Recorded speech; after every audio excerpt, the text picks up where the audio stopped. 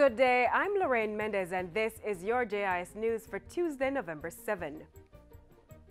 Minister of Justice Delroy Chuck says plea bargaining could become a game changer for the criminal justice system. The Plea Negotiations and Agreement Act 2017 was recently passed in the House of Representatives.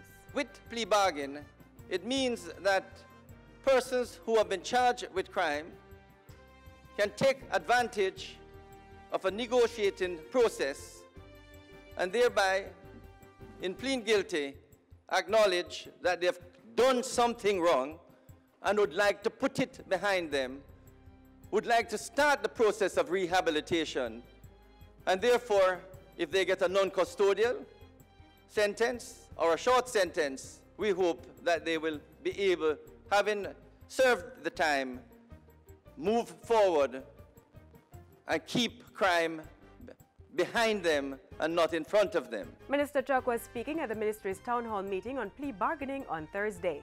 The Justice Minister emphasized that not only would persons who plead guilty be offered a lighter sentence, but also be considered for early parole. He also argued that the initiative would ease some of the pressures of the country's overburdened justice system. When you have over 35,000 cases in the parish courts, over 2,000 cases in the circuit courts, there's absolutely no way we will be able to try all of them. We have to buy into it.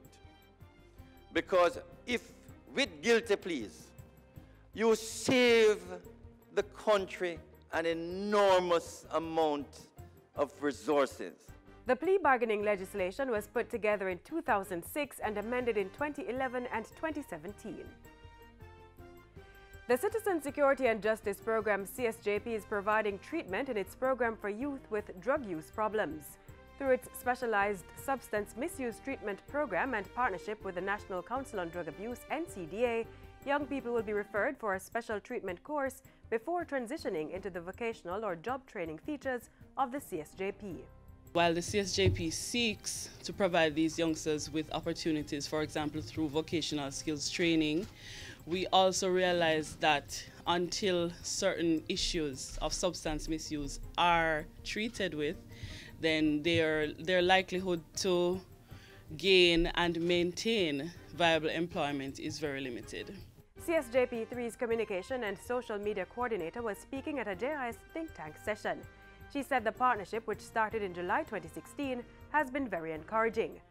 The CSJP has referred more than 150 individuals to the NCDA, which conducted 541 individual sessions and 80 group sessions and workshops. You have some clients coming in very happy, very excited.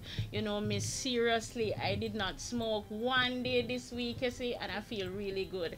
So you're seeing the excitement in terms of their ability to be able to reduce, while they have not stopped, but they have been able to cut down on the amount that they're using, which is progress. And as they continue up, into maintenance and stopping and then eventually maintenance. The specialized substance misuse treatment program targets at-risk youth between the ages 17 to 30 years old.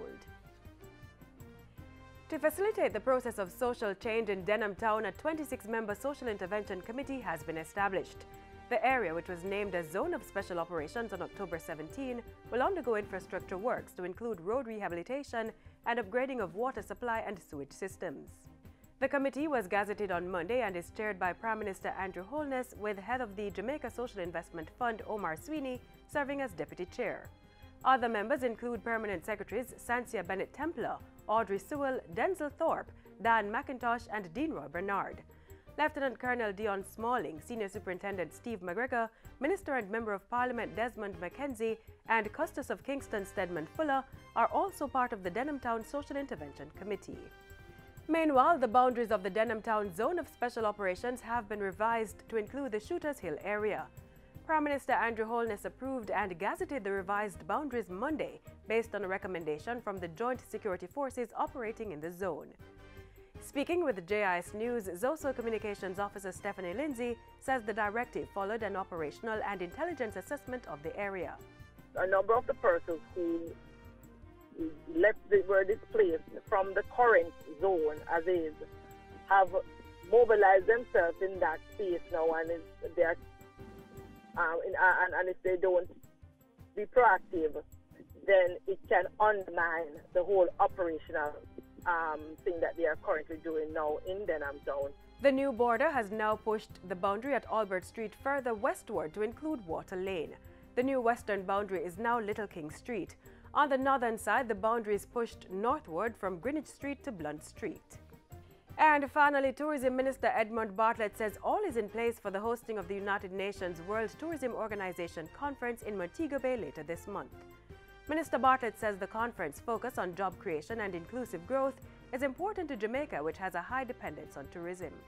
He points out that the sector has approximately 106,000 direct jobs and over 300,000 indirect jobs, but says the formula for inclusive growth needs improvement. So we have to enable the development now of the human capital so that more of the creativity of the Jamaican people can be reflected in the output of tourism and in the development of the experiences that the visitors pay for.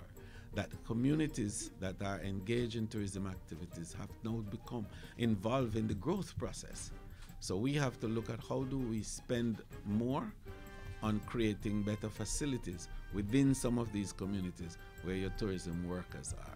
Minister Bartlett says the coming on board of financial partners such as the UNWTO, the World Bank and Inter-American Development Bank will assist with the sustainability of projects to be implemented. Also, the involvement of academia through the George Washington University will help with the build-out of ideas, innovations and processes to guide the way forward. The result of this will be a document called the Declaration of Montego Bay. And this document will inform, we hope, the future millennial goals development of the UN, while providing the basis for the future publications of the UNWTO on sustainability issues. Minister Bartlett was speaking at a recent JIS think tank. The UNWTO conference is scheduled for November 27 to 29 at the Montego Bay Convention Center. And that's it for JIS News today. I'm Lorraine Mendez. Thanks for watching.